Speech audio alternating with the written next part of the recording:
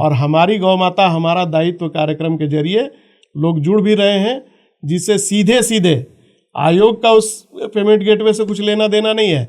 हमारा सोच इतना ही है कि हम उन चीज़ों को मॉनिटर करें, क्योंकि आज की व्यवस्था में सब कुछ सरकार के भरोसे संभव नहीं है।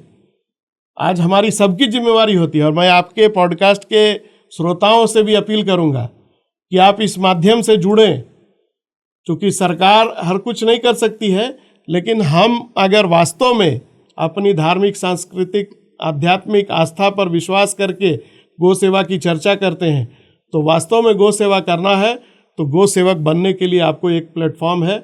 इसके जरिए एक माउस क्लिक के साथ आप अपने राज्यों में निबंधित गौशालाओं की अद्यतन स्थिति की जानकारी भी आप रख सकते हैं। चूँकि ये व्यवस्था है, हमारे आने के बाद एक बड़ा परिवर्तन हुआ इस राज्य के अंदर। जो भोजनादि मद में पहले पैसे दिए जाते थे, वो सिर्फ 6 महीने के लिए दिए जाते थे जो पकड़े गए गोवंश होते थे। सबसे पहला परिवर्तन कि उसको 1 वर्ष का किया गया। पूरे देश के अंदर जितने भी राज्य हैं, जिस भी वैचारिक प्रतिबद्धता वाले लोगों की सत्ता और शासन व्यवस्था वहाँ है। हमें ये गर्व है कि आदरणीय मुख्यमंत्री हेमंत सोरेन जी के नेतृत्व में महागठबंधन की चलने वाली सरकार के द्वारा ये निर्णय लिया गया कि हम 1 दिन का भोजनादि मद में एक गोवंश को 100 रुपया प्रतिदिन के हिसाब से देंगे, जो पूरे देश में सबसे ज़्यादा है।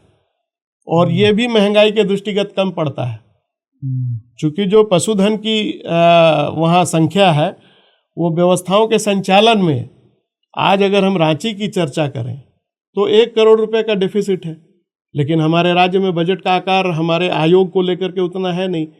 तो मंशा यही थी कि ज़्यादा से ज़्यादा लोगों को जोड़ा जाए और उनके माध्यम से जो धनराशि सीधे ट्रांसफ़र होती है गौशाला के अकाउंट में, हम सिर्फ और सिर्फ उसकी मॉनिटरिंग करें, और जो हम धनराशि देते थे अन्य योजनाओं में, उसका उपयोग उनके डेवलपमेंट को लेकर के हम अलग कार्यक्रम के जरिए कर सकें। एक सवाल उठाऊंगा। विपक्ष कहता है कि उन लोगों ने इसलिए पैसा बढ़ा दिया कि वहाँ कमीशनिंग ज़्यादा है। क्या सच्चाई है?